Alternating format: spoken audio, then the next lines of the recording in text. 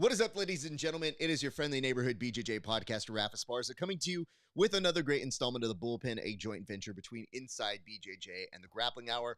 And listen, we're already off to a very, very good start here because Egg is already pushing my merch, which honestly is all I'm here to do.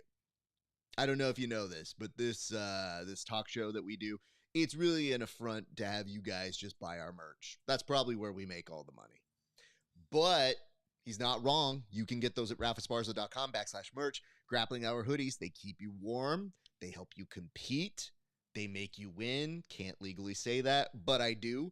And we thank you for giving us a plug, and we'll do one in turn. You guys are going to want to stay tuned after this on the PGF World page. I believe you should be able to see Egg's new show there. Egg, is that the case? Because I don't know that for sure. Did I just commit to telling people the wrong place? Tell me in the chat. His show's on PBS, right? You know what? What if it was one of the things that got cut? They were like, we don't have the money for this. They were like, it's Sesame Street. They go on. An Egg show. Antiques. But still Egghead. So, nonetheless, you're going to want to pay attention to that because Egg has a very, very good interview that we will preview a little bit later. But let's say hi to my good friend, Tim Freeman. Tim, how are you doing, sir? I'm doing fantastic, man. I'm hanging and banging, humping and bumping, binding and grinding, cooking and hooking. Dude, I'm back. Thanksgiving was great. I can't wait. My son celebrated his 19th birthday yesterday. Happy birthday, Nate. I just got to get him to 20, and then I'm done. I'm retiring from fatherhood at that point. I'm going to go into the fatherhood retirement home and just be like, you're on your own, kids. But it's great to be here, Raph. Lots of stuff going on in jiu-jitsu this week. It's juicy. Good to know. Okay. He's not wrong about this as I transition because this is probably the best way to put it. Merchandising. That's from Mel Brooks, of course, in the greatest movie of all time, Spaceballs. And he has let us know it is on the Egghead Jiu-Jitsu YouTube page. We will tell you who is on that. So, Egg, this is a trick. You have to not say who's on. You throw to that toward the end so that you remind people that they go. If you tell them now, because you're going to tell them in the chat, that's not how TV works. Literally, they tell you, stay tuned, and we'll give you more information. So, a little misnomer for the youth out there. Tim, we've been away for a while, so there's a few topics that aren't even on the board that we should discuss. And you put a couple up here, and I'm going to go ahead and bring them up one by one before we're able to start moving to the world of jiu-jitsu and MMA. But we thought we'd take a moment to actually discuss what's happening outside the world of jiu-jitsu and MMA. So why don't we start with this? I actually went to Survivor Series War Games, and I had a blast. As one of my friends said, wow, Raph, these tickets are pretty good. And I was like, hey, your boy always finds the richest poor seats. And I felt like we had a great time. I enjoyed it. There was a slight harp that I have, and I'll get to your question here in a second. But the harp that I have is I do miss the traditional Survivor Series elimination format. Now, what they do is they do it under War Games where only one person has to take the fall or the pin. And that's... yeah. Not as fun. Because when I was a kid, that was the Thanksgiving tradition. The week before or after Thanksgiving, you would watch 5 or 4 people who didn't look like they get along form a team, and storylines abound. In this format, you're just like, hey, here's Brock Lesnar. He has nothing to do with the Usos, but there he is. He's here for some reason, and he's next to Logan Paul. That's a thing, right? So I wanted to know, what is your opinion on those two differences, sir? Well, I like Survivor Series. It's been on. when did Survivor Series premiere? Do you know? It's probably years ago plus, dude. 88, something like that. Don't do I remember when I'm old enough to have remembered when Survivor Series started. In the beginning, I was kind of like, I don't know if I like this. I was just like WrestleMania is the thing, and then that's it. And then I knew there was Starrcade, and that was kind of chilling on the side. But I don't mind. What I did not like Survivor Series, I hated like the 4-man tag team matches that they would run constantly out there. And Survivor Series really lost me for a few years after the gobbledygooker hatched out of an egg. That was like one of the lamest things ever. Was not a fan. But War Games, I kind of think what they have to do every so often is they have to kind of switch it up and to change the tension and give them more ending opportunities and different ideas so the same things kind of don't get played out. I do like the idea that at any moment somebody could get pinned and the whole thing is over, but I also kind of like the idea of like, you know, it's a battle to the last two guys standing in that cage. So they got to change it up a little bit for the kids. I don't hate them for doing it, but I do like the traditional, you got to get rid of everybody as well. I want to know who the mystery attacker was. Because I have an idea. You have a theory. Do you want to hear my theory? Yes, I would love to hear your theory. My theory is that it is Austin theory. A gentleman that was trying to be pushed and that Vince McMahon had a hard-on for and that didn't quite get over with the audience. Sometimes when literally Vince says, this is the guy, people are resistant to it. And it's sort of like how with Roman Reigns for years, they're like, this is the guy. And you go, I just don't want it. And then eventually they find the right storyline, and you kind of wonder how much involvement Vince has with the bloodline. They pair him with Heyman. It all kind of works together. But apparently, the rumor on the streets is that Paul Heyman won in theory so that Braun Breaker doesn't take as many pinfalls and they can protect him. And I think that kind of checks out. But can I tell you one thing that happened right as we finished? Oh, yeah.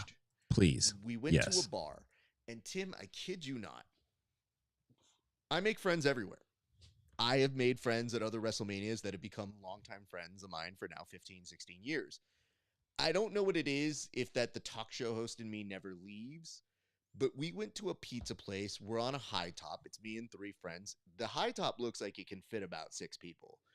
But 2 randos, I had put a pizza plate where my buddy Brady went. He went to the bathroom, and then somebody just moved the plate aside without asking me and just like sat there. Now, have you ever had the nerve, the gall, the audacity, if somebody is at a high top, to see a little bit of space that looks open, but other people are sitting there, and then just sit at the high top? I think that's only acceptable to do if you're at a food hall, you know, and it's community seating. That's different. If it's really packed, I have asked people that had open chairs, like, hey, would you mind if I joined you? 9 times out of 10, people would love for you to sit down. A lot of people just, they don't care, right? But just to kind of, a high top that's like, that's a little more intimate. On the intimacy level, it's like, it's up a little bit, you know? I have to be honest with you. I have zero problem sharing the space. It's just that he moved my paper plate like it was trash. Now, granted, this is physical trash, but the fact that he treated it like trash meant that he was treating me like trash. And this dude sits up there and immediately, because I guess I look conversational, goes, what'd you guys think about Survivor Series? Do you guys have an idea of who that mystery man was? And I was like, I have an idea. I'm going to kick your ass here because you're sitting too close to us.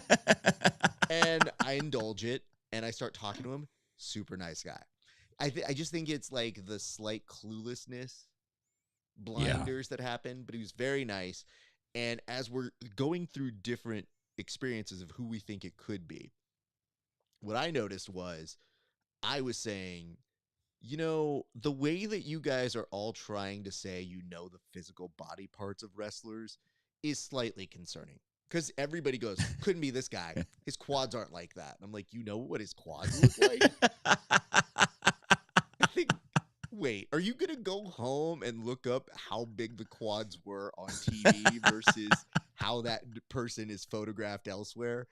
And lo and behold, the internet put that tweet up today, and I go, when those tweets find their way back to me, I always wonder who I'm talking to or who overhears me, because that for sure happened out of my mouth Sunday night, 30 minutes after, at a pizza place down in San Diego. Hilarious. So anyway, who are your possible assailants that have been mentioned or maybe not mentioned here?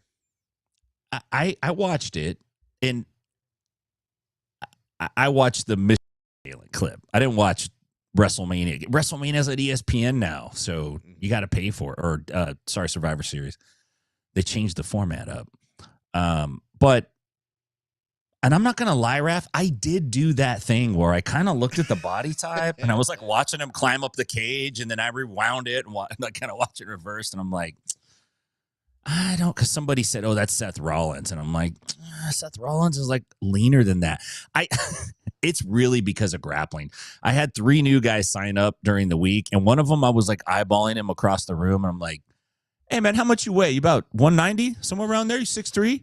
It's just a weird thing, but I'm ruling all those guys out. I know who it is. This is actually very easy. We know who it is, dude. Think about this.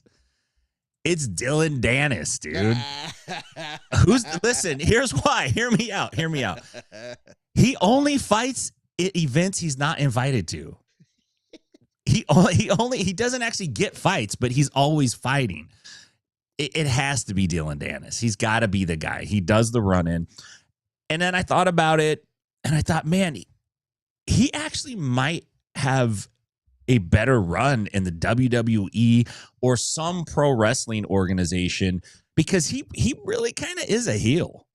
Like, even if he was faking it to make it in the beginning, I think Dennis has pretty much gone full heel. This is probably the perfect time for him to go into professional wrestling. And then just say, like, MMA, I was too hot for MMA. They couldn't. Why sully your reputation and actually go out there and lose? Go into WWE, make some money. The masterful way in which you posted this as a topic and didn't signal it would be Dylan Dennis tainted is on one of the higher pranks you have ever played on this show. Because here I was thinking, like, oh, is he going to say Chris Jericho? Because that was what people felt in the audience. They're like, is it Chris Jericho? And I'm like, did you see the way that man climbed the cage? That is not a 50-plus-year-old climb. No. But it is the Jericho body type. It is the Jericho quad silhouette. I'm telling you, dude, Raf, from the back, I'm not kidding. No, I did think that. I saw it, dude. Yes. Jericho's very identifiable from the hindsight. You know, here's the thing, Raf. Your mistake, you didn't look at it from the back. Oh, my error. You're right. I'm a butt guy, dude. Somebody did say this, and I have to say it. They did say there's a possibility they used a stunt double and they'll use somebody else to reveal. Now, that I'm interested in, because I'll tell you the people who I want it to be. I want it to be Montez Ford. Montez has been due for a push. He's amazing. Theory, I think, is a very good seller and could be interesting under the tutelage of Paul Heyman. But this whole faction to me is already water under the bridge and terrible because you have the Logan Paul in there. And I'm like, I don't care what they do now. Braun Breaker, vaguely excited about. But Logan Paul, anytime they open his mouth, I just go, shut up, let Paul talk. You don't have the gift. And then even though people say, boo, when you open your mouth, you have go home heat. You don't have, wow, that's a good heel heat. That's a, brother, just shut up. We're not interested. And things can change, but I don't think it's going to be that guy. And yeah, that's where I'm at. So them's the feelings. And it says, Dennis for Royal Rumble, Saudi Arabia. I mean, if anybody's going to take some money that the Saudis got, I think Dylan Dennis is up there. You mentioned that it might be a good time for him to go the WWE route. I'll make one suggestion to Dylan Dennis. I think he mumbles too much to cut a good promo. Have you ever, at your core, listened to him in an interview? It's almost similar to when you hear Nick Diaz speak. It's almost in a quiet Navajo speak, which is almost like, yeah, well, I got that guy. It's cool, but what are you talking about? And I'm like, oh, that's the guy you think is gonna kill it on the mic. A plus. It's like, you know how when you and I talk, we do our word processing up here in our head, and then they do it right down here in their mouth right before it comes out. They just kind of like have like their No, there's no social there's no social you know, I don't know. Oh, buffering. There's no social buffering. That's what it is. Yeah, that's what it. Oh, great. Look, oh, he's gonna cut a compelling promo, but let him get in the comments. That's fine. You just can't troll in a comment section the way you need to cut a promo. It says Diaz impression incoming. So here's what I want to point out about people. Do you think it is better to point out that I am doing the impression or that it is incoming? Do you need a gold star? Because, of course, I have people that I do impressions of. But do you think being like, oh, I'm going to call it before it happens is the same way of kind of calling the outcomes in professional wrestling? I leave it to you. Why don't we go to our next topic, which is this? Tim, you found this one, so I'd like for you to describe it. Apparently, Michael Jordan is suing NASCAR, and I love someone had to step up and challenge NASCAR. Did it have to be Michael Jordan? Because I didn't expect that to happen. Sir, please fill me in. So, yeah, listen, I'm going to be real with you. When I saw this hit the headlines a while back, just the whole thing, I literally thought there's no way this is Michael Jordan. This is Michael B. Jordan. Because this is I'm being real, dude. This is what I thought. And I figured there's no way in hell Michael Jordan could even sit in a NASCAR. The dude is way too big and tall. So he's got no interest in that. This has got to be Michael B. Jordan. But I guess it's actually the Michael Jordan. So he's got a lawsuit. He's a co-owner of a race team called 23XI, and it's basically a antitrust case against NASCAR that's accusing NASCAR, and it might be some of the other teams as well, of basically giving unfair advantages and rule sets to particular teams and to kind of make most of the money for themselves. It sounds like, I'm not a super NASCAR guy. I do like F1 a little bit. But I just thought, wow, Michael Jordan, this guy, if I was the greatest anything of all time, I would just chill after that. You know what I mean? I would just chill. I would not, I wouldn't worry about like trying to play baseball or trying to own NASCARs I would just be like, yo, RAF, you want to just do a Zoom and like talk shit? We won't even put it out there, man. I'll give you $10,000. I would be the Moneyberg of chilling out. You know what I mean? I'd have all my homies over. We'd have rash guards. I would make you smoke pot with me. It's like, you can't hang out unless you do this. Oh, but anyway, it's a very interesting thing. NASCAR is a major sport in this country. There's a lot of money is involved. I'm kind of interested in seeing how this turns out and if Michael Jordan potentially has a major impact on NASCAR, which is odd, right? You would never think that. I think you're onto something here, Tim. When you alluded to the fact that there's Michael B. Jordan and you said it must be him. Well, obviously now we have Michael B. Jordan and Michael B. Sewin. So now you can combine those two entities into one and just be over with it. So yeah, now I'm not even going to refer to him as the GOAT. I'm like, you mean by Michael B. Sewin? Michael B. Sewin be real in the NASCAR areas. Whenever somebody says, I felt compelled, somebody had to challenge NASCAR. I think what he means is somebody has to make more money off of NASCAR. And why not the dude who has boatloads of money? So I don't know. It's as somebody had to step forward and challenge the entity. I sat in those meetings with the longtime owners who were browbeaten for so many years trying to make change. I was the new person. I wasn't afraid. I felt I could challenge NASCAR as a whole. I felt as far as the sport, it needed to be looked at from a different view, aka where can I make money? Sounds to me like somebody's trying to angle in and be like, looks like you got a good racket here and you're not letting me play. So A lawsuit. Tim, I'm going to do a quick little thing here. I'll get your response to it, but I feel Yes, please. very strongly about this rant, and then we'll get to the actual board itself. So I've been noticing a trend here, and social media trends take on very, very quickly. And when they are aggressively done, you do notice that almost everybody feels the same way. I feel a little bit differently about a certain thing. Show me your Spotify Wrapped. Here's the reason why.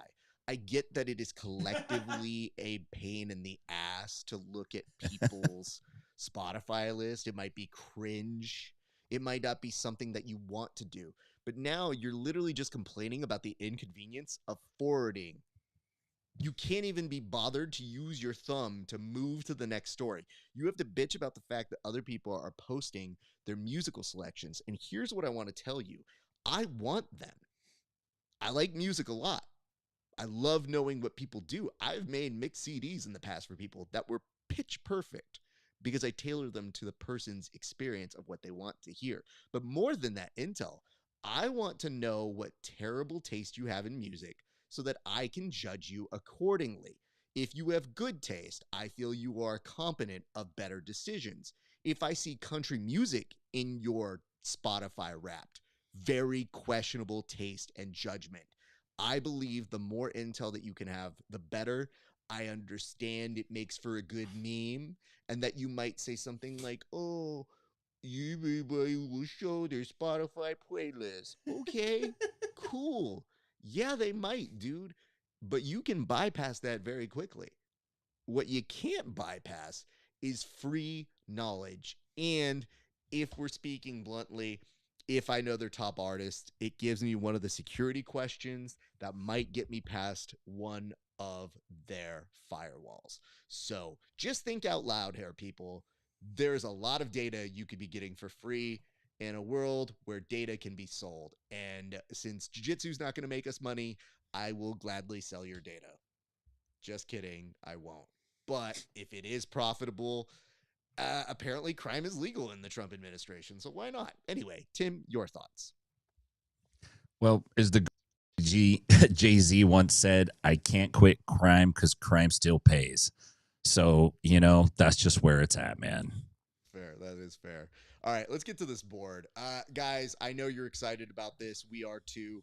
We have two of the nicest people in the world going against one another at 1FC. And yes, this is a battle of who is the best instructor, pound for pound, on BJJ Fanatics. You got Lachlan Giles, the current sub-meta of the game, versus the GOAT, the real GOAT, Marcelo Garcia, who not only is returning to us for a second match after a lengthy hiatus that included battling cancer, but you have a match that is actually interesting on paper and not just a blowout or an easy setup.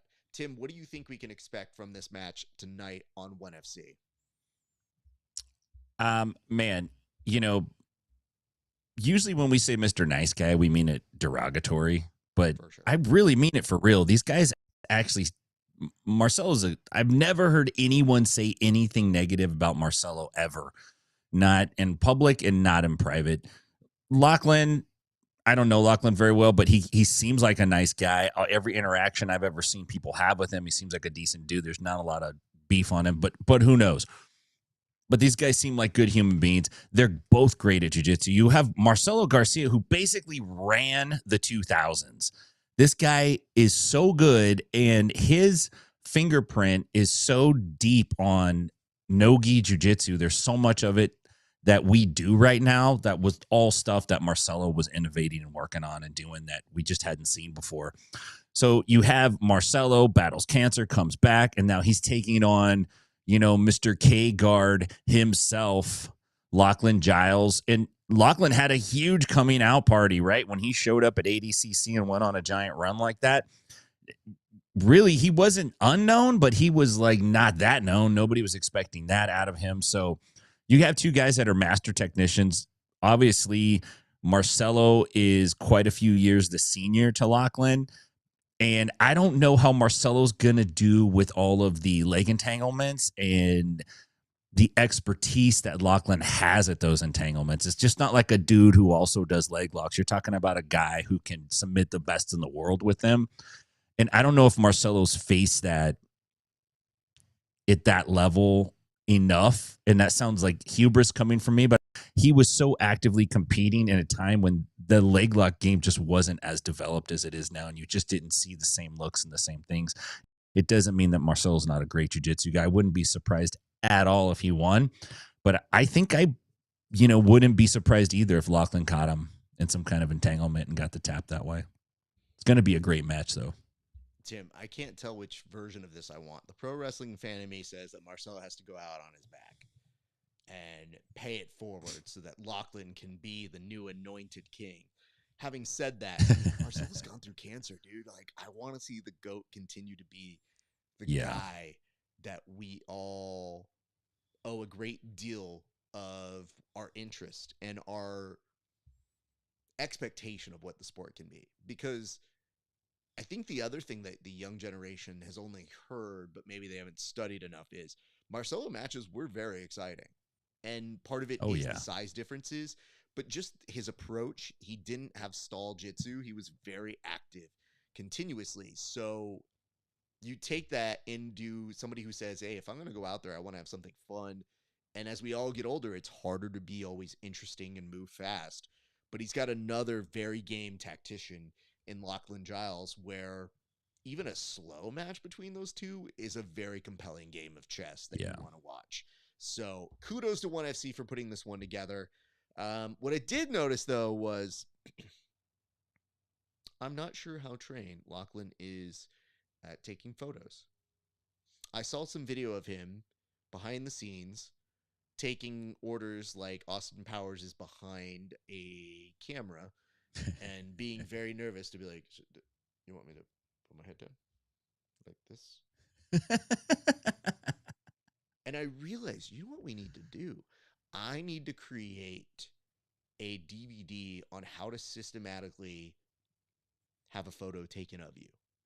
Because the amount of time I have had to coach, help, or take the phone directly from the hands of the athletes and do the photo myself is incredibly high. And we're talking very prominent practitioners. So look for that, my BJJ Fanatics DVD instructional, how to be taken photos of, because I don't want to make it properly correct. If you make it grammatically correct, then people won't talk about it. So I'm literally setting it up for you guys to go, I don't think that's grammatically correct. And for the 80% of you who don't know it's not, you're the demo audience as well. So all the better for us. Let's move on to our second one. But yes, everybody definitely try to tune in for that one. I highly, highly recommend it. As we move on to our second big note of the week. Guys, UFC BJJ is happening next Thursday, and that event is sneaky good. The reason I say sneaky good is, when you have the Tackett's involved, and Andy Varela, and Raquel, and Hanato Canuto, you have all these major players. On paper, it's already exciting. One thing that you want to keep in mind here is, who are they getting for the dance partners? Now, we gave them some mess, and I'll take a little bit of this, so I'll actually put the screen on me for a second. Initially, they didn't know who they were going to have Andrew Tackett face, and they said, Mystery Man. He's going to face Shadow Dude. And Shadow Dude ended up being Elijah Big Breakfast Dorsey. And for me, Elijah is a game competitor. I'm surprised they didn't actually have that in the can. So it meant maybe they were behind on the deal, or they weren't sure who they wanted to go with. But it at least tells you they were in the right direction. Do I still think it is dumb to announce this champion versus blank? Yes. However, this is the best of many scenarios, because Elijah is a world-class competitor. He is also a ADCC trials winner. He is always putting out great matches, and I think that is someone comparable and at a good age for him, and he's a very active gi and no gi competitor. So very excited for that one. But that's not it. We have other matches that we should figure out who those dance partners are. And for that, I'm going to go in now, turn it over to you, Tim. Tim, what else can we expect from UFC BJJ on Thursday night? There's some great matchups on this card, Raf. You mentioned Renato Canuto, not just Renato Canuto against a scrub. This is going to be Renato Canuto against recent EBI Combat Jiu-Jitsu champion for the middleweights, Alan Sanchez. This is a very intriguing fight. Both these guys are really, really good at their game, and Sanchez has been exceptionally sharp yesterday. I'm sorry, yesterday. Yeah, I just rolled him yesterday. He's been exceptionally sharp recently. And, you know, Renato Canuto's always game. He's got a high-flying style, which I think could give Sanchez a little bit of trouble, especially the pacing and the fact that there's some rounds. So it's going to be really interesting to watch how that match plays out. I'm a huge fan of both of these guys, so that's going to be a great one to watch. The other one that I've got my eye on is the Raquel Canuto or Laverne fight, or Lee Laverne, excuse me. This is for the women's vacant featherweight belt. And, you know, the Canutos as a couple have... Is there a better fighting couple than the Canutos? I don't think so. I mean, the Cyborgs had a thing going for a minute, but then Cyborg, it's like magnets. You can't have two Cyborgs together. They smash apart. The Canutos just seem like, man, just a class couple. They're great at fighting, and it's kind of cool to see them fight on the same card all the time. So I expect to see good things out of that match. And then you mentioned the Tackett brothers. Again, this is like a family affair. I see what the UFC is doing. They're probably signing these guys to family deals and getting a discount. You got William Tackett against Ronaldo Jr., which is going to be a banger of a match. William's been doing great. And Ronaldo's one of these guys who he always does something in a match to surprise you. Like every time you watch him compete, he does something surprising. Andrew Tackett, younger brother of William, is going up against Elijah Dorsey that you just mentioned. And, you know, I want to see how Andrew Tackett's going to do against Dorsey. Dorsey is a very tough competitor. He's out of the Lloyd Irving camp. You know, say what you want about all that stuff, but those guys come prepared. They are always bringing new looks. They don't get stagnant in their approach. They're constantly moving towards the cutting edge of what's happening. So I look forward to that. The thing is, Raf, that I find interesting is this year in 2025, it felt to me like the UFC kind of got off first, and then now they're kind of finishing the year with the final word. Maybe PGF had an event before UFC BJJ this year, but they're kind of closing the book on the year here with that last statement showing you like they're growing. This is a good card. It's a very good card. We didn't even talk about Varela, so I'm really interested in this. Well, you didn't talk about Varela, and that's something you're going to have to explain to him in the future. I, however, will do a quick mention for Landon Elmore, who's also on this card and was playing it very coy. Like, this is what I love. Both him and Alan Sanchez did the following. Hey, what do you got going on next? Oh, man, there's something in the works. I can't talk about it yet. That means UFC BJJ now. Like, at that point, if somebody plays coy and they go, oh, I can't talk about it, just assume it's UFC BJJ. Because who else, aside from what, one?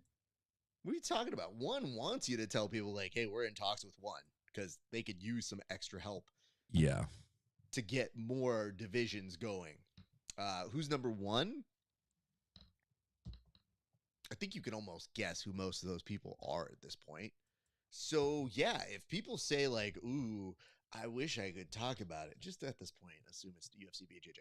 And what ends up happening is, guess what? Ta-da! It was both of them, and they do deserve slots on there. But as a respectful interviewer, when they have both said it to me, or Alan said it on the UFC Fight Pass after winning EBI a third time, congrats, by the way, Alan, it was just like, if things come through, man, it's big stuff happening. UFC BJJ. Just, that's it. That's the new rule. We're making it and decreeing it so. So good luck to everybody on that one. We will be watching and very excited for all those individuals to get their shine. But we move on because this weekend there's also a Who's Number One card. And Tim, if I'm not mistaken, is that happening in just a few minutes or so? Is that going down tonight? I think it's going down tonight. Yeah. Tim, And there were some last minute changes to the card too. I think Diego Pato's match got scratched a couple days ago.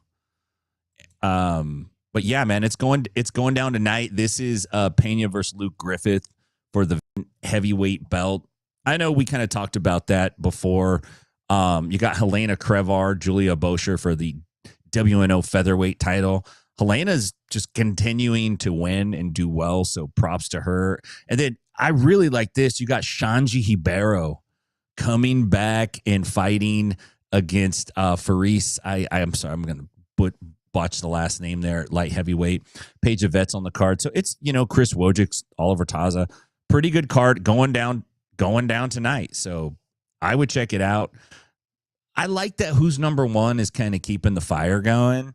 It feels like, the 2, 3, 4 main organizations right now, at least in the States, are Who's Number One. You have PGF, you have UFC BJJ. And then who else you got? There's got to be another player in there.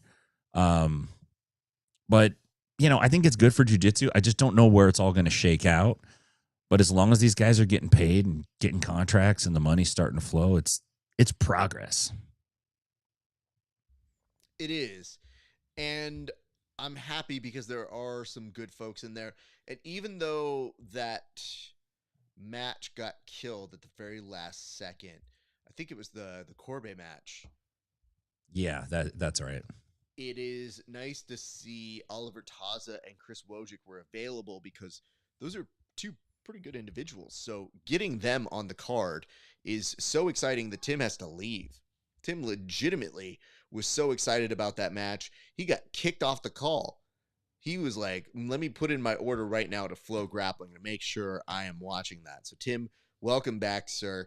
But I was very happy that, yes, as I was saying, Wojcik and Taza were available to step in because that's a pretty good match. And as Wojcik was recounting on the countdown show, no, we lost Tim again. He does not like Chris Wojcik. I think we can deduce that. As he was on the countdown show with Alex Wendling, he was telling them that they had a match previously and that Taza won by just a small amount of points. And I thought, okay, that's pretty cool. I'm happy to see that is the case. Having said that, the thing I'm actually happier about is they're letting Alex Wendling actually do the press conference pre-show element now for their show. And it is such a relief because she has the right presence, the right personality. She's playful. Not to say that the other people weren't, but I just wasn't tuning in for that. And I always feel like everybody, when they're in that position, it is important to promote the event. But I do feel like Alex Wendling does a great job of checking the quotes and making sure that when she asks them if they said something, she is following along. And I feel like Ferris and Shanji are a great example of that because she's literally asking, like, did you call this dude old? But she doesn't just ask it like that. She puts the question out there. And I feel like that makes for them to kind of go a little bit more insane. And I think she does a great job of putting it out there. So I sent her a note and I said, I'm so happy you're doing these because I feel like they're going to improve even more now. So, Tim, when we talk about the improvements that Flow Grappling can make, I feel like that was a move in a positive direction from a production standpoint. Yeah, I do too. And I think, the good thing about there being a handful of these players is they are kind of pushing each other to get better. Like the productions have gotten better. There are elements now that are being thrown in that used to not exist. And, there's a lot of cross-pollination of ideas. You see people kind of moving back and forth between organizations. So it's kind of the same group of people doing a lot of it, to be honest with you, at the end of the day. Yeah. But, yeah, it's definitely makes for a better product, so. Fair enough. Let us move to our next topic right now, which is the Cult War. So Okay. There's some illusions here, and I'm not for sure on how we're going to handle this one entirely, but we're talking about something with Craig Jones now getting a prominent profile piece. And was this the New York Times that he was recently appearing in? This was New York Times Magazine. So they also publish a magazine. They did a feature on him. Copy that. So with the New York Times Magazine, basically giving Craig some props for being interesting in a sport that hasn't really emerged with interesting personalities yet. And I thought that was pretty good.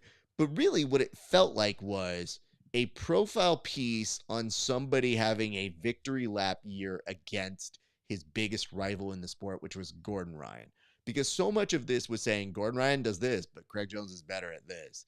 And even the quotation in the article that says, Craig Jones may be 0-3 against Gordon Ryan in competition, but you'd be hard pressed to say he has ever lost to him online, which almost feels like a verbatim thing I have said.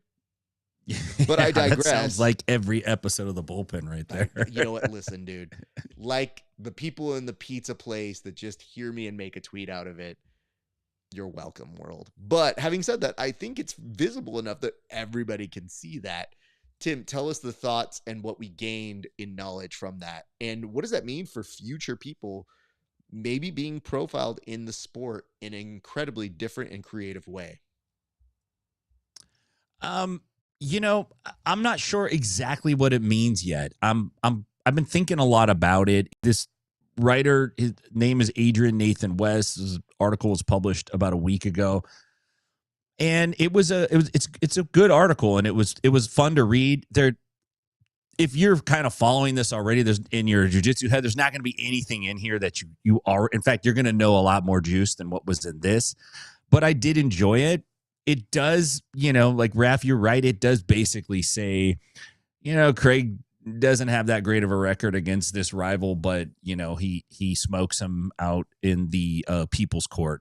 So they do a good job at kind of explaining that. The only thing that it does like kind of lump in everybody who does jujitsu and MMA or follows it, or like they're pro Gordon Ryan, and therefore that means they believe this and they like this and they support this. And it's like, it's a little bit more nuanced than that. Like, there's a lot going on with the Gordon Ryan saga. It's way deeper than just a political divide. This is like a guy that came up and became king and then got into some crazy controversy with his brother. And there's a Puerto Rican chapter, and there's, Craig splits. This is a full fucking drama, man. We could make a 3-part movie series. This is fantastic is what it is. This battle between these two guys, it's still going, but really, I think it's the story of Gordon Ryan, really, because most of it starts with him and it kind of goes through his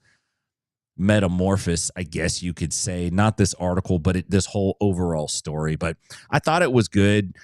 I do think it's interesting that you're starting to see more mainstream publications talk about jiu-jitsu in a way where it's not such a mysterious, crazy thing. And they're getting it more correct now. It's not getting lumped in with, say, Taekwondo or Kung Fu or some other kind of martial art. Like, they're starting to understand what its context is in terms of combat sports. So as far as that goes, I think it's great. And look, I'm running a gym. So as many people that can read about jiu-jitsu, hear about jiu-jitsu, see jiu-jitsu, and want to come sign up, let's go. Thank you, New York Times Magazine. I'm available if you would like to do a hit piece on me. Let's go. I am also available if you want to do a hit piece on Tim. I am happy to provide some interesting context. I can definitely give you the quotations that you need. The thing I want to bring up here is you mentioned that, yes, a lot of it is based in the realm and the universe of Gordon Ryan, one might say. But how interesting is it that you could fuck up so much that the New York Times Magazine says, hey, That dude's messed up so much and you've made fun of him. How can we interview you about that? Yeah, it's prolific, right? It's an impressive amount of mess ups. And I am compelled for this reason that there's a little bit of acknowledgement of Craig kind of roasting, but Craig was essentially taking a victory lap this week and put up the gypsies, the witches curse of Gordon Ryan. And at first we laughed because we said, ha, this is silly. But then you look at the greatest hits of the year of Gordon Ryan's unfortunate moments. And I have to say, it's tricky with the business with somebody he was related to, or not related to, but like married, brother, sister, relationship. No one knows. They just kept saying weird things about it. So let's just say somebody that is close to him. Okay? Somebody that's close to him has an unfortunate moment, gets a DUI, and it brings up, how do you talk about this? And the internet doesn't care because they take the lead of Craig and they're just like, look at this. That sucks. And they keep waiting for Gordon to post about it. And it's a personal matter. It sucks. Nobody wants that to happen. But the fact that it happens to somebody who always has an opinion on everything and has opinions on other people's shortcomings and failings, people feel a certain way, and then they feel like they can go ahead and talk about it like they know it.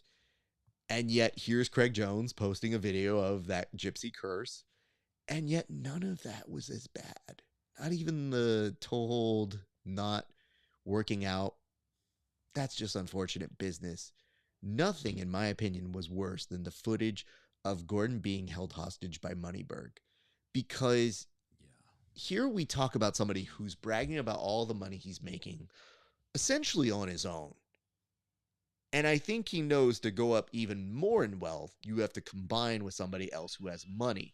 And in that particular case, Tim, you are combining with somebody who is using your credibility for their own gain, of then getting the stupidest human beings possible to pay money to take a course where they say inspirational fortune cookie nonsense to let them know you too can be a savage, but not as savage as me because I have your money. I felt like that was the biggest gypsy curse there, because Gordon blinks a bit, but there's about Morse code level blinking in that Moneyberg video. Yeah, there's always a uncomfortableness to the guest that sits next to Moneyberg, almost as if like there's itching powder in their chair and they don't want to react on camera. You could tell they just get visibly kind of like just not comfortable. It's like meeting your girlfriend's parents the first time. And you're like sitting down, but you're trying not to get too relaxed because you don't want people to think you sit there all the time. You've been there for hours and hours. I don't know, man. Is Gordon a victim maybe of, because I'm great at one thing, that means I'm great at everything? And I kind of wonder if people just kind of fall into that. It's almost like a stepped order of hypnotism that they fall under with this Moneyberg guy. Like he just, which I guess is Cash. Cash is the ultimate hypnotic. You just start waving money in front of people and you'll be surprised at what they'll do for you, man. I don't know, dude. It's freaking weird though, to be honest with you. I'm calling it Gordonberg. That's my new name for that. This is like, and this might be a new chapter. This might be the final chapter in Gordon's story. He meets Gordonberg. I mean, listen, celebrity partnerships are not necessarily new. Celebrities saying a lot, like for sure. But hear me out here. Somebody had to go up to George Foreman and say, it's a grill. Okay. Right. No, but it's the grill, and it's going to be your grill, to the point where you go, oh, that's a good idea. So yeah, partnerships are going to happen. I don't think people have weirdness about people aligning with a strategic partnership. That's why, to me, the whole thing is like, that just didn't work out between the parties. It's unfortunate. It is what it is, but at least there was a product behind it. This is a, hey, you can get rich quick scene. This is a, no, only I can teach you how to become a successful alpha. And then when you hear them talking about it, they're using entry-level stuff that you would hear because they rail against schools, but it sure looks like a school as people are taking notes. Yeah. But their school is different because it's going to teach you how to business. So that little open-ended thing is very much like a, it'd be different if you would just say you're a networking thing, because then you would have the ability to say, well, guess what? You're going there to network with other like-minded people. Instead, you're saying, hey, all of you guys are dummies because you don't have my life and you don't have my cars. So therefore, you dumb, me rich, good. And I think, well, the sad part of this is we are within our rights to make fun of you because it's really looking really stupid. And all of these guys look so embarrassed. All of them, the greatest hits that they put together on the internet are magic every single time. And I actually didn't see a clip of the class until this week. I didn't know it was 12 weeks old. I looked down and I go, when did this? Oh, God, it was 12 weeks ago. My algorithm respects me. Thank God, because I had not seen it for that somewhere. Lloyd Irvin somewhere is like, damn, Moneybird came in with the idea. I wish I would have thought of that. He was basically kind of doing it, right? The multimillionaire mastery. I mean, if you want the real secrets, you got to join up for platinum. Buying one particular website is still a problem in that scenario you just reminded us of. And I would invite you guys, if you ever wanted to do your research of that one website that was a poor choice for a certain individual to have purchased, I feel like that's fair criticism. But I do feel like there's a growing culture of people who just want to be successful and they want to hear it from people who look like they are successful. Yeah. Which is fine. But Gordon is successful because of jiu-jitsu. So you should probably want to see his DVDs of how he did well in jiu-jitsu. Because those DVD instructionals have value. Him being like, I mean, it's just apparent. You go out there and if you guys, people just don't want to work hard. And if you guys work hard, then you guys are, you're going to be able to pass all these other people because, and I'm like, these are just generic observations. Yeah. They're not necessarily how I want to spend my time. So, there's like a whole field of bro business now. And where, they're like, they'll laugh at you for having a college education, right? But then they basically sit down and do bro business. Yeah, bro economics, bro science, bro business administration. They're learning all the same, like they're trying to learn the exact stuff that you learn when you actually go to school, but they broed it up a bunch. Yeah, we chill, we're bro, we all fuck all that, dude. It's crazy, dude. Which, Tim, brings me to a great transition to, ladies and gentlemen, please don't be afraid to join the Bullpen Business Practices. By getting this iPad filled with our coursework, you, in a short amount of time, will be able to podcast like nobody else can. If you don't have words, don't worry. We have them for you. Just buy this iPad, retail valued at $4,000 each. When you give us that money, that's only the first part. And then you have to take 29 courses at $2,000 each, a steal. But if you sign up now, $1,999. And we will teach you how to business well. Tim, back to back. Wait. No, the other way. No, you got to go this way. Come learn from us. Bullpen business. Man, I knocked my green screen down. It was worth it. 100% worth every bit of the bit. Go ahead and hang on. Let me take the bit. You've revealed my secrets. No, it's too good. It's too good. I 100%. I actually just want to put the camera on you. Just leave it. Okay. Messed it up. What? It's very delicate. No, I know. We figured that part. Oh my God. If this thing falls on you, this is actually worth the price of admission. I got it. You got it? Okay. I don't know if I actually. You don't have it. I'm gonna tell you right now. I can see the cabinet behind it. Shut up. No. I can. Yeah, it's okay. No. Look, listen, we're getting a real Wizard of Oz situation here where you're not supposed to look behind the curtain. As Tim does that, I'm going to go ahead and start telling you about our next topic. But I will check in on Tim because I do want to see how this is going. Oh no, we're seeing a TV. This is terrible. We shouldn't see any of this behind the scenes nature. This is by far better than the show is supposed to be. And you know what? You can't get this with Gordon and Moneyberg. I can tell you that right now.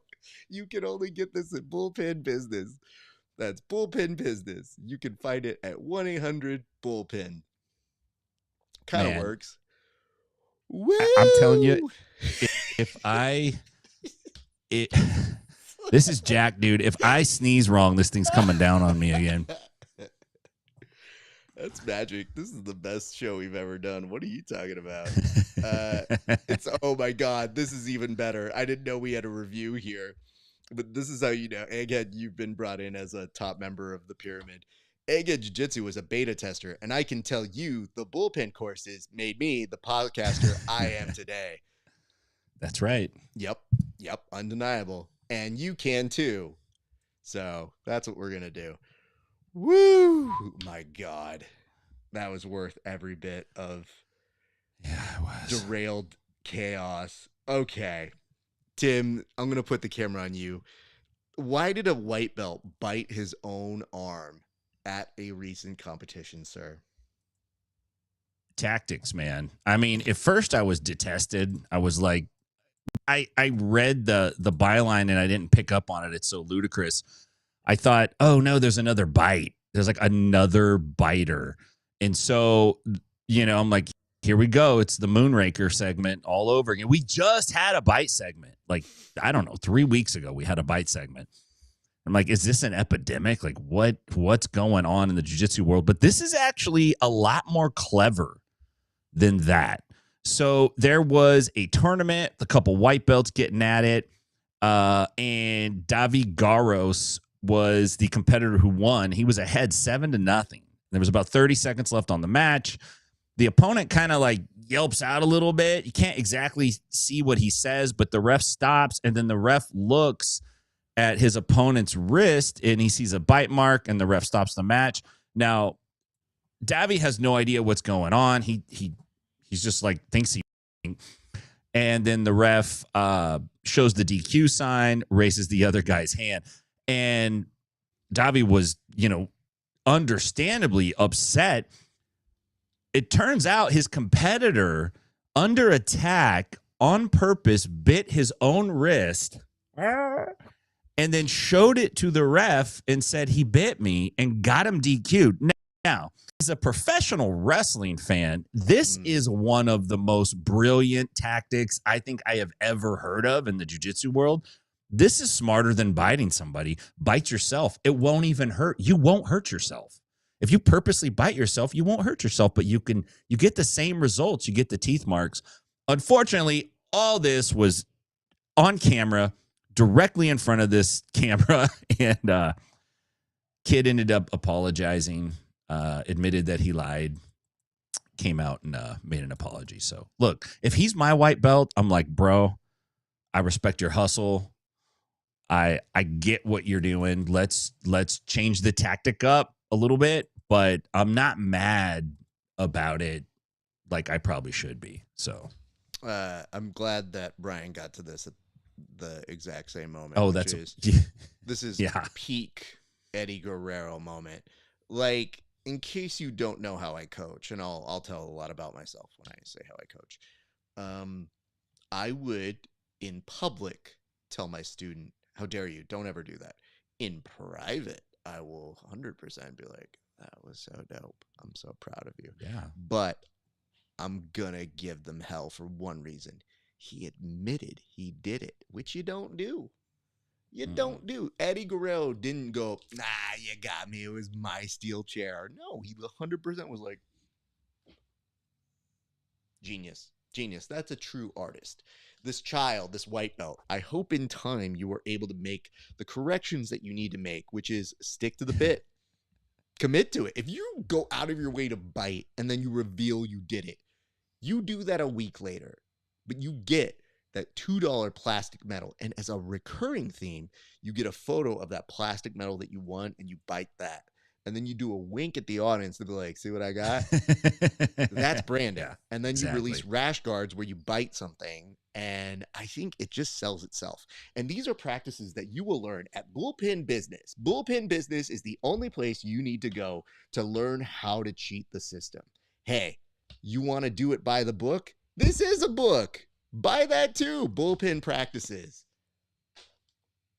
Get it now today for the low cost of $4,000 to enter, and then every $2,000 for our 32. We just added 2 more courses, including how to mouth off and social media ? How'd that work? Those are the courses you could expect to take with us. Yeah. Let's move on to our next topic, Tim. Our next topic is that of folk BJJ. So this is interesting to me because I had read about this, but I'm intrigued to hear more about the actual practice of it. It looks, Tim, that Tom Hardy has been very busy behind the scenes. Famed actor, very beloved jiu-jitsu practitioner. What has he been up to, sir? So, yeah, this is a really interesting story. It caught my one because Tom Hardy seems like a really cool dude, great actor, and a great participant of the sport, a great practitioner of jiu-jitsu. We were just talking not too long ago about celebrity jiu-jitsu folks, and I think he's one that's like super well respected. He always gets after it. He competes in general population. So that's hard enough already, let alone if you're a celebrity. The second hook in here that really grabbed my attention is Daniel Fornosa, the folk musician, is a friend of mine. This is a guy that I've known for a long time, actually. I've hung out at his house, and I've known him for quite a while, and he's a very talented musician. He's really good. That's when I met him, he was a blue belt. He is an AOJ black belt, real deal, really good jiu-jitsu practitioner. He's got a school out in the Henderson area. I don't know if it's quite in Henderson, but it's in that area. And he's met Tom Hardy through jiu-jitsu, developed some kind of relationship with him. I know Hardy's trained with him quite a few times over the last couple years. And recently, Hardy reposted a song that my buddy wrote called, which, man, this is not this. Talk about posting your playlist. Listen, I love you, Daniel. You're a homie. You're an OG. Not share my playlist if it had this song only because of the title. Don't be scared to be vulnerable. I am scared to be vulnerable. I'm from Stockton, man. You can't be vulnerable there. But having said that, Hardy's got like 11 million viewers. So he's been posting this song quite a bit. And Daniel Fornosa's got a Spotify. You can check it out all there. But it was kind of cool to see a friend who is a great musician, great jiu-jitsu guy. He's a hustler. He's got a family. He's a good dude. It's nice when somebody kind of in the pro wrestling world, what do we call it? We call it giving him a rub. Hardy doesn't have to give him a rub, but he did. So that's always nice to see. Mr. Hardy, if for any reason you do not follow professional wrestling, I assure you what Tim said was less gay than it sounded and very I want a rub from Tom Hardy. Nope. Okay. I want him to rub both of us. Nope, Mr. Hardy, respect you too much, would love to roll with you, but I don't think that's the way to make that happen. So let's make sure we don't do that. I'll just stop talking. It's okay. It's just, dude, we're trying to make money here. Like, what do we do? But you can learn these tactics on what not to do at Bullpen Business. Bullpen Business. Find out how taking unfortunate statements can be your way to success. Unfortunate statements are one of the best things about this show. We really need somebody to go watch all the shows and make a best of unfortunate statements on the Bullpen, because I have laid into like 80% of them, I feel like. I just love the fact that Kevin Sherrill is still going to have the most unfortunate statements out of all the hosts that are on this show. Oh, my goodness. Yeah. Okay. Tim, we're at that time. It's the best of the worst. We got to get you out of here in a second, but it's time to talk about this week's low light highlight. So what can we expect from this week's? Let me see here. I see fight of the week, and yet it looks like there's more loaded. What's going on here, sir? Well, we met last week, and because we love the bullpen. I love doing the show with you. I love everybody who tunes in. I even love the bots that comment on our feed. Thank you so much. We decided to do 2 fights. We didn't have one last week, so we decided to do 2 this week. And I could tell you this. There's certain genres of street fights. There's parking lot street fights. We've seen a lot of those. There's mall street fights. They happen inside the mall. There's grocery store street fights. There's department store street fights, right? You see those park fights. You see park fights. There's another genre, and it pops up every now and then, but it's highly underrated, and that is fast food street fights. I'll tell you what, if I was an insurance adjuster or one of those dudes that figure, I can't remember what they're called, actuary, I would not ask people, do you go to fast food because I'm worried about your diet? I would ask them, do you go to fast food because shit's popping off at fast food? And there's a high likelihood you're going to find yourself in a jiu-jitsu altercation. I can see Hinner and Heat-On right now are making a video, how to survive if you eat fast food. Don't eat it, but if you do, here's how you can survive. But having said that, great fast food fight. This is one of those fights that takes place at Taco Bell. And I believe we have another one at another favorite fast food that I won't mention yet. Taco Bell, and it jumps all over the restaurant, which is great. And there's a certain thing I want to see if you catch. And it's a theme that has come up multiple times in these street fight videos. Not all the time, but when it does, we always applaud it. We always call it out. And there's some good camera people out there. I'll just say that. Understood. Why don't we start with the very first one here, Tim? Walk us through this one if you would be so kind. Hey, so something happened. I ordered a Supreme taco. You call this Supreme, not in my county. Ooh. And then they get into it. And, when the ladies fight, someone's going to lose some hair. And sometimes they lose all the hair. Now, these girls, they go bare knuckle, balls to the wall in the hallway. This is like the challenge hall brawl taking place. You got people being swung out of the doors. Look at this. Throw her out of the steel cage here. Pulls her jacket off. And now you think it's going to die down, but no, there's action going on in the back here. This is basically the Royal Rumble. You have a double hair pull with knees. This is a hockey fight taking place on linoleum. See, the manager's got the puffy jacket. That gives him a little protection. He comes in. He doesn't want to take a bump. These ladies are not having it. You think it's over. It's still popping off in the restaurant. Now, some cooler heads start to prevail, but there's a tornado brewing down that hallway, just like the Oasis song that talks about coming down the hall like a cannonball.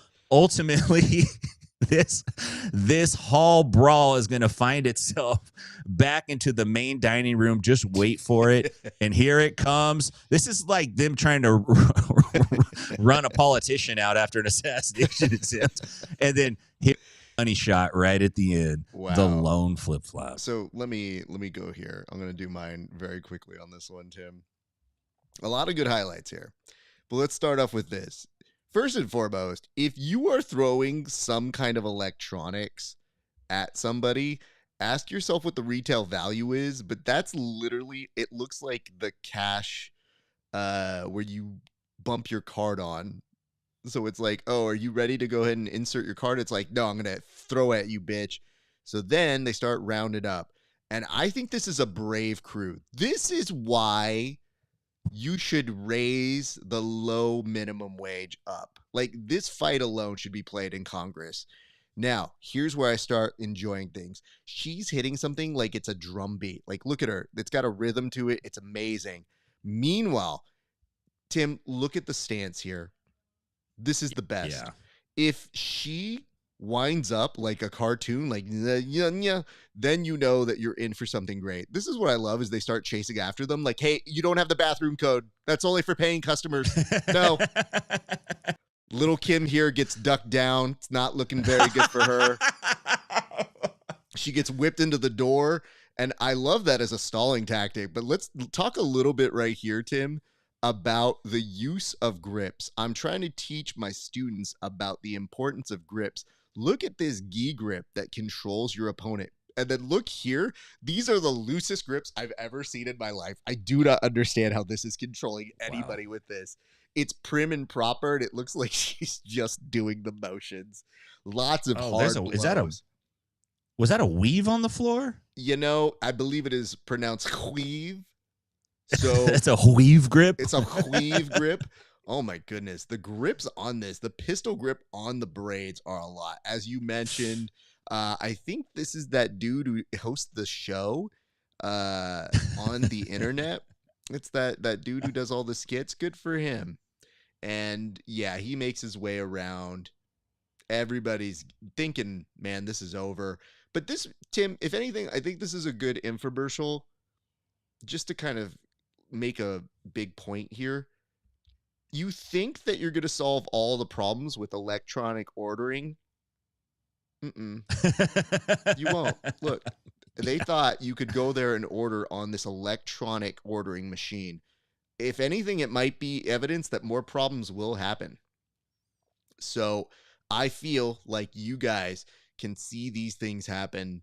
And in real time, yes, that was the weave right there. There is some hats. Wow. There's been a lot of melee. Is that a Michael Jackson glove that happened right there? I love the walkout. This is like the coming out to UFC. Oh, my God. It's the Taco Bell train. All right. That is definitely part of it. And yes, the coup de grace, the last little slipper here. Tim, I'm going to play the second video. You already previewed both, but is there anything you want to say before I press play on the second video, sir?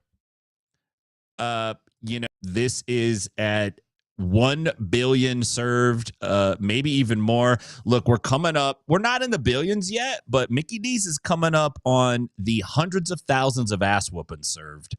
And we'll get to see that right here. Well, let's look at it right now. Tim, walk us through it. So again, staff is like, it looks like they're training now for these fights. You see how they're lined up like on a cruise ship where they greet you when you come on.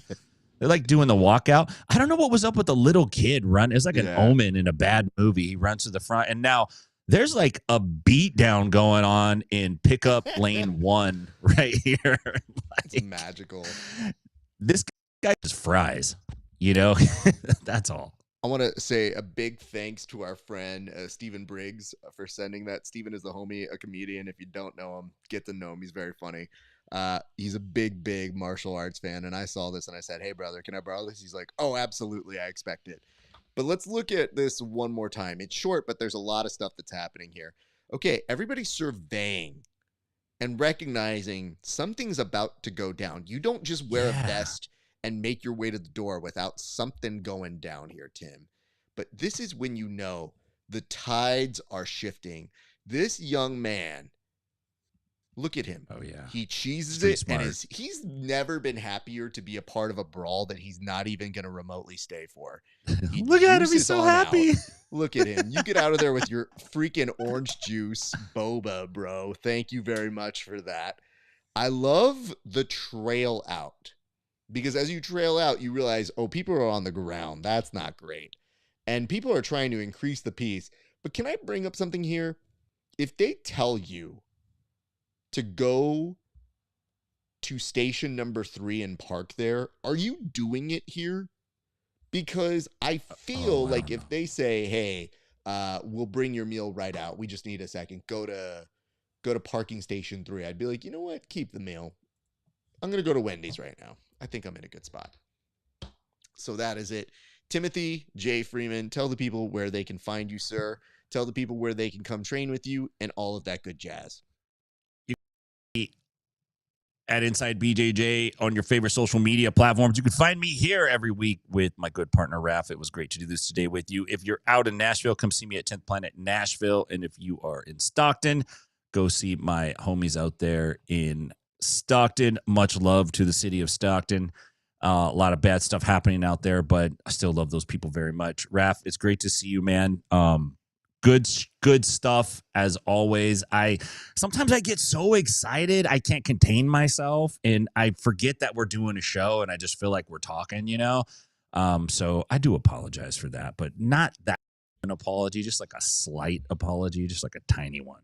I agree. And Tim, I didn't pull up the quotation like you had asked me, unfortunately, but it looked like you were back in the gi. What prompted that, sir? Well, I got a couple guys who do competitions and they train in the gi here and there. And sometimes they compete in it and they've been wanting to do it. And I'll tell you what I think it really was. This blue belt, and I love him. He probably isn't listening anyway, so it doesn't matter. He might, who knows? You never know. But I think he thought if we put the gi on, he would get the better of me. Like, I'll do better against you, coach. Let's put the gi on. And I was like, let's do the gi. Let's put the gi on. And it's been so much fun. And I just made a little highlight video of me kind of stunting on them. I like to stunt on my students. And then I said I'm the only one allowed to post those videos. And I put it to G and a Gi, you know, because that's a great song. And Alec Gracie left a comment on the post and said he's finally back in a gi again, which I thought was quite funny, to be honest with you. Listen, go back and listen to G and a gi. It's not that bad, dude. No, don't you? It's better than 80% of the new stuff. I actually was kind of liking it. You don't know judo. You don't know jujitsu, bro. I'm just a G and a gi, dude. Listen, dude. Alec and I have had our differences of opinion over the years. I'm willing to bet even he and I agree. Maybe that's not the best song. With that, I'm going to step away. You win, Raf. Tim, you enjoy the rest of your night. I'll close it up. Ladies and gentlemen, Tim Freeman, appreciate that guy. All right, and we appreciate you guys for tuning in. We have some great stuff planned in the near future. Just to let you know, I have an interview with Salisbury Steak, a.k.a. TV, BJJ, dinner, whatever he's going by. You got Anthony Parker Salisbury. Otherwise, he likes to be referred to as Parker. He'll be on the show. We have already recorded that episode. That episode is going out to everybody on Patreon like now-ish. I think it's going to go on. You can find that at patreon.com/grappling hour. You can see my interviews 30 days before everybody else for just $5. Support the show. It's the Christmas season.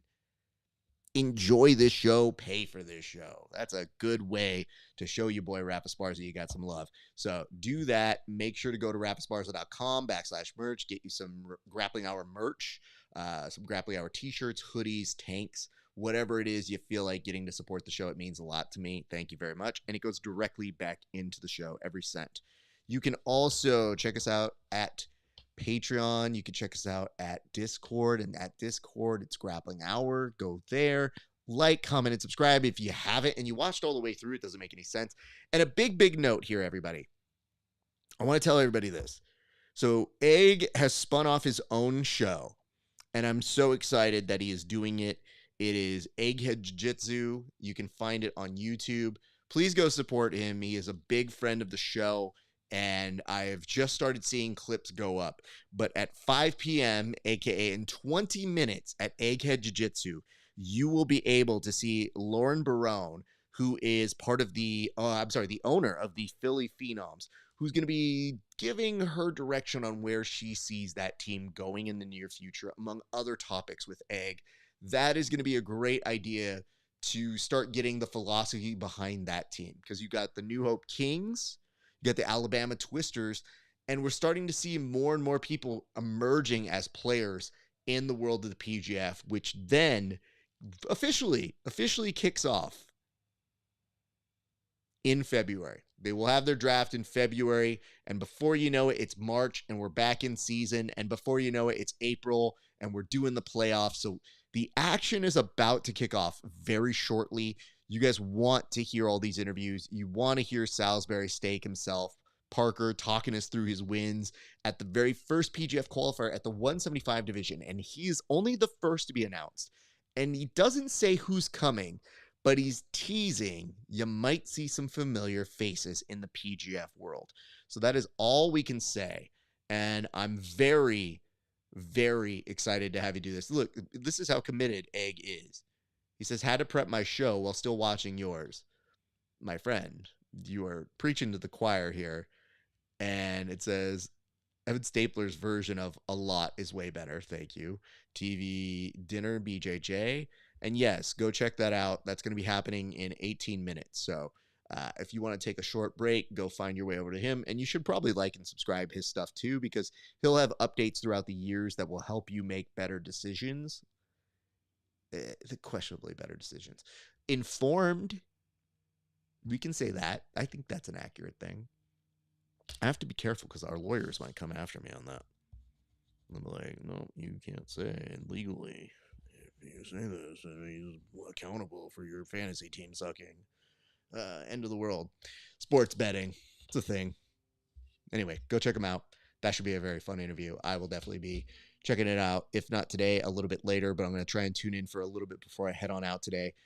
That's going to do it for us here at the Bullpen. My thanks to all of you for sticking around. We had a blast. We hope you enjoyed this one. We will be back. And don't forget, we're going to have the end of the year awards coming up very soon. So if you guys have some nominees as to what nonsense should be nominated for end of the year bullies, let us know, because we had a very impactful year. One of the only shows that went weekly on topical news, while other people just interview people. Yawn, we do that too, and more. So check that out. Bullpen will be back next Friday. Until then, my friends, it's been a great day for grappling. We'll see you back on the mat.